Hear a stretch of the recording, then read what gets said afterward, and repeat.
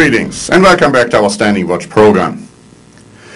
Sometimes events happen which don't seem to be too important, but they will have tremendous consequences in the weeks or months or years to come. And I believe that we have observed several of those events this week. First, I'm talking about the fact that Mr. Obama declassified and published certain CIA memos, in effect agreeing and admitting that CIA agents have used torture, methods of torture against detainees who were suspected of terrorist activity. Because they admitted that they have used waterboarding, and according to John McCain, during his presidential campaign, he said that waterboarding is tantamount to torture. But that declassification of those memos didn't help Mr. Obama too much, because he was compelled, so at least he felt, due to the reaction to those memos, to change his positions again. First he said nobody would be prosecuted. Then he said, well, those agents who actually carried out those methods are not going to be prosecuted. But he said that maybe those who actually wrote memos saying that it's legal to do so will be prosecuted. And of course, this kind of strange position has prompted the Wall Street Journal to write the following on April 23. Mark down the date. Tuesday, April 21, 2009 is the moment that any chance of a new era of bipartisan respect in Washington ended. By inviting the prosecution of Bush officials for their anti-terror legal advice, President Obama has injected a poison into our policy that he and the country will live to regret. Just as with the AIG bonuses, he is trying to co-opt his left-wing base by playing to it, only to encourage it more. And then the article concludes by saying Mr. Obama is more popular than his policies, due in part to his personal charm and his seeming goodwill. By indulging his party's desire to criminalize policy advice, he has unleashed furies that will haunt his presidency.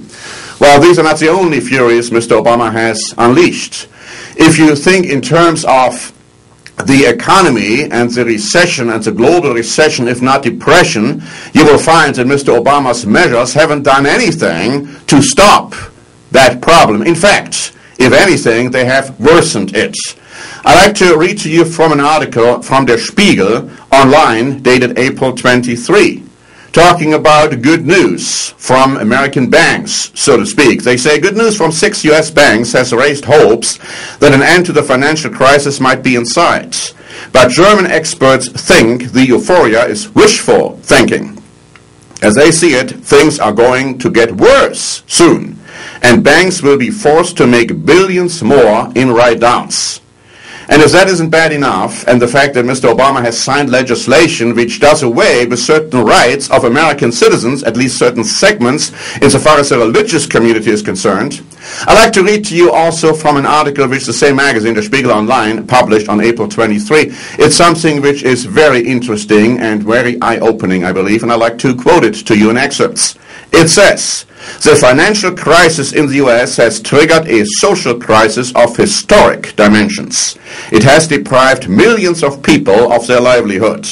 Poverty as a mass phenomenon is back. About 50 million Americans have no health insurance. More people are added to their ranks every day. More than 32 million people receive food stamps and 13 million unemployed. The homeless population is growing in tandem with a rapid rise in the rate of foreclosures, which were 45% higher in March 2009 than they were in the same month of the previous year. In a recent speech, Obama said that he envisions, quote, a future where sustained economic growth creates good jobs and rising incomes, close quote. While these words seem empty in the current crisis, the president must look on as the country comes apart. And then the article goes on to say that criminologist James Alan Fox, who has long warned of a rise in crisis-related crime, says that more and more Americans are struggling today. The American dream to them is a nightmare, and the land of opportunity is but a cruel joke, Fox recently told the Washington Post. Recent statistics confirm his predictions as America begins to turn into a brutal place once again. April has already gone down as one of the bloodier months in American criminal history. This is the American way, New York Times columnist Bob Herbert writes cynically. He points out that Americans have killed about 120,000 of their fellow Americans since the terrorist attacks of September 11, 2001, nearly 25 times the number of Americans killed to date in the conflicts in Iraq and Afghanistan. More and more experts attribute the rise in crime in recent months to the dire state of the economy. I have never seen such a large number of killings over such a short period of time involving so many victims, a professor of criminology told the Washington Post. The article concludes, the euphoria over the country's first black president has ebbed away considerably. He continues to point his finger at his predecessor, the unpopular George W. Bush, to remind people how it all began.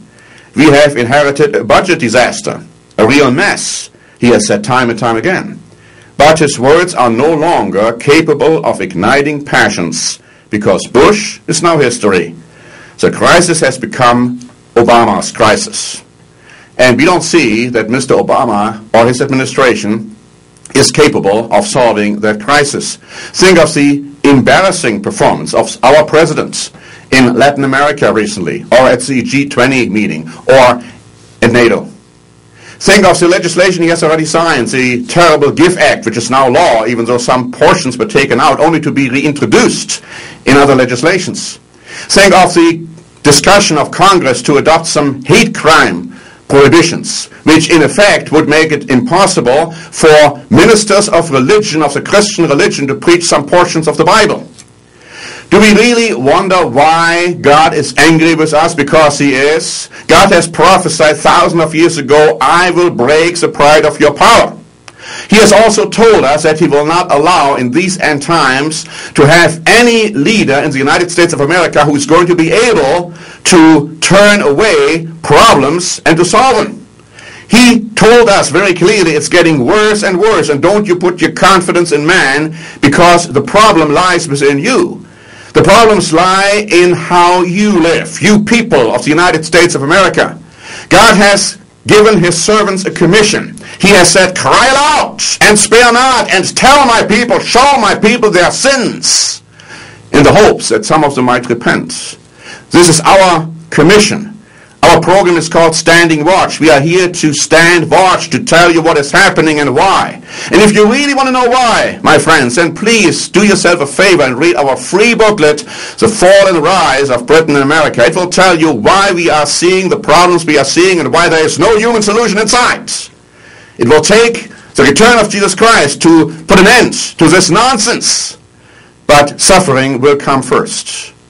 So we will keep you informed, and thank you very much for watching. And this is Norbert Link for the Standing Watch program.